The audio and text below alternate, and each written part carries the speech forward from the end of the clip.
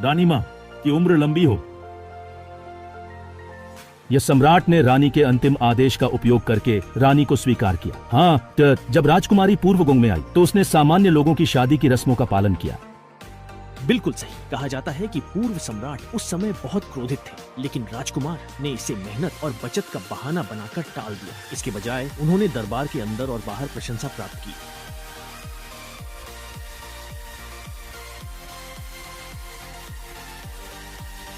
रानी माँ अभी तक महल में क्यों नहीं आई? सम्राट अब और इंतजार नहीं कर सकते। दुल्हन को महल के दरवाजे पर ही रुकना पड़ रहा है। जब राजकुमार पूर्वगोंग में आया तो उसने 1.5 घंटा इंतजार किया। उसे अनुमति मिली। तुमने जो इंतजार किया है वह रानी माँ की स्वभाव को दर्शाता है। लेकिन जल्दी क्या है? ये तो सम्राट महोदय हैं। अरे अब क्या करें? जल्दी अंदर जाओ। अगर थोड़ी देर और रुक गए तो हमें दोनों को सजा मिलेगी। महाराज, यह रानी का फेंकी महल है। सम्राट का आदेश है। आज मेरी शादी की खुशी है। पूरे दरबार में जश्न मनाया जा रहा है। रानी की तबीयत ठीक नहीं है, इसलिए उन्हें बाहर नहीं जाना चाहिए। फेंक्यूगोंग में आराम से रहे, यह आदेश है। मैं आदेश स्वीकार करती हूँ। हाँ मिस, मैं आपके लिए यहाँ इस तरह की ऐशो आराम की जिंदगी जीने के लिए नहीं हूँ। क्या कोई नहीं जानता कुची कि आप सम्राट के प्रति कितनी गहरी भावनाएं रखती हैं? अब तो सब ठीक है। क्या आप सम्राट के साथ इस साम्राज्य को हासिल करने में मदद कर रहे हैं? क्या सम्राट को किसी और महिला के साथ आपकी मेहनत के फल का आनंद लेना चाहिए? नाखुश है ना? कोई बात नहीं, हम भी उसे परेशान कर देते हैं। चलो चलते हैं। आह,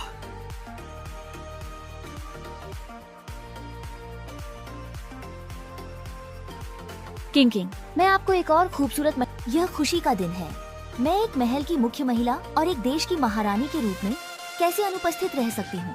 महारानी के नीचे की सभी महिलाएं महल में प्रवेश करने से पहले आकाश, पृथ्वी और पूर्वजों की पूजा करती हैं और सम्राट और महारानी को 3 बार झुककर 6 बार प्रणाम करने के बाद ही समारोह पूरा होता है। अब सभी मंत्री देख रहे हैं। महाराज कृपया आलोचकों को कोई मौका न दें जिससे मेरी बहन को महल में कठिनाई हो। सुमिंगयुए, यह मत सोचो कि तुम्हारे पास सुमंत्री का समर्थन है इसलिए मैं तुम्हें छूने की हिम्मत नहीं करूंगी। आप सम्राट हैं, जिसे चाहे जीवन दें या मृत्यु। फाओ, यह तो बस एक शब्द की बात है। अच्छा है कि तुम्हें अपनी स्थिति का ज्ञान है। छिंग, पहले तुम्हें थोड़ा सहना होगा। पहला प्रणाम आकाश और पृथ्वी को। सच्चा प्यार है।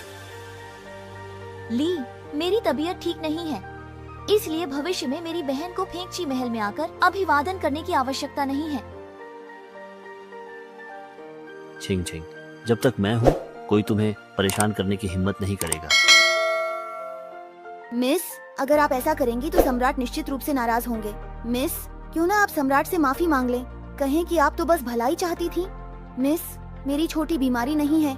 आप इतनी बातें करती हैं, आगे चलकर ध्यान रखें कि कहीं आपकी शादी न हो पाए। दासी तो शादी नहीं करेगी, दासी जीवन भर मिस के साथ रहेगी और आगे चलकर एक बूढ़ी दाई बनेगी। अच्छा, तुम्हारी महत्वाकांक्षा बहुत दूर तक है। खाना तैयार है क्या? मुझे भूख लगी है। पिछली बार जब मिस बीमार हुई थी तब से राजवैद्य ने कहा कि मिस का भोजन अधिक हो गया था, इसलिए अब मिस को प्रतिदिन केवल एक ही भोजन मिल सकता है। मैं तो इतना दुबला हो गया हूँ, फिर भी कहते हैं कि मैंने अधिक खा लिया। ये सब अयोग्य वैद्य सच में आंखें खोलकर झूठ बोलने की हिम्मत रखते हैं। सम्राट भी सच में निर्दयी है जो एक ऐसी महिला के साथ ऐसा व्यवहार कर रहा है जिसने उसे सिंहासन पर चढ़ने में मदद की थी। खैर छोड़ो, नहीं खाऊंगी तो नहीं खाऊंगी, इसे वजन घटाने के रूप में ही ले लूंगी। आखिर मैंने पहले कौन सी बीमारी झेली थी? आप पर गुप्त रूप से हमला किया गया था, आपके खाने में जहर मिला दिया गया था, तो फिर आपने क्यों कहा कि राजवैद्य मानते हैं कि मैंने अधिक खा लिया और राजवैद्य एकजुट हैं? मैं यहाँ इलाज के लिए आई हूँ।